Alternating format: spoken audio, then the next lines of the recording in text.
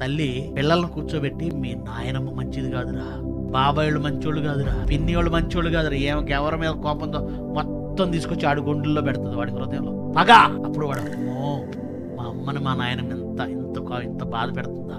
కూర్చోబెట్టి ఇవే చెప్పేది పిల్లలకి. ఒక తల్లి ఉంది, కూర్చోబెట్టి, రేయ్ నువ్వు మామి కూతుర్ని చేసుకోవాలి, ఆడుందే ఎంత, చేసుకోవడం అంటే ఏందో అడిగి తెలియదు, పెళ్ళంటే ఏంటో అడిగి తెలియదు, ఏం పెడుతున్నావు వాడి హృదయంలో. ఇంకొక తల్లి ఉంటది, అరే ఆ ఇల్లు చూడు ఎంత పెద్ద కట్టారు, పెద్ద అయిన తర్వాత బాగా చదువుకొని అంత పెద్ద ఇల్లు కట్టాలి, తర్వాత నరకానికి వెళ్ళాలి. దేవుడు నీకు ప్రేమనిచ్చి వాడు నీ మాటినేలా చేశాడు. నువ్వు చూపించే ప్రేమకి వాడు లొంగిపోయాడు. నువ్వే సర్వస్వం, నువ్వే హీరో, నువ్వేం చెబితే అదే వేదం. అప్పుడు నువ్వేం చెప్పాలంటే, నాన్న నా గర్భంలో నువ్వు పుట్టావు కానీ నిన్ను సృష్టించింది నేను కాదురా, నా చేతులు నీకు ఆకారం ఇవ్వలేవురా, నాకు తెలియదు. ఏదో టాబ్లెట్లు వేసుకున్నాను, ఐరన్ టాబ్లెట్లు వేసుకున్నాను, కాల్షియం టాబ్లెట్లు వేసుకున్నాను, మంచి బలమైన టానిక్లు తాగేసాను, ఫ్రూట్స్ తిన్నాను. లోపల నిన్ను తయారు చేసిన ఆయన ఉన్నాడు. మేము డూప్లికేట్ తల్లిదండ్రులు రా, ఒరిజినల్ తండ్రి ఆయన రా, పరలోకమందు ఉన్నాడు.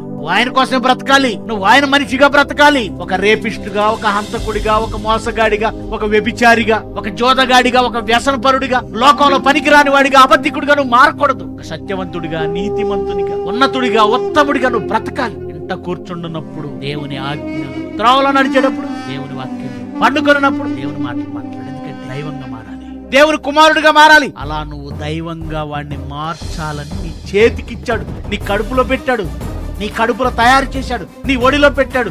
నీకు వాడికి ప్రేమ, దేవుడు పెట్టిన ప్రేమ.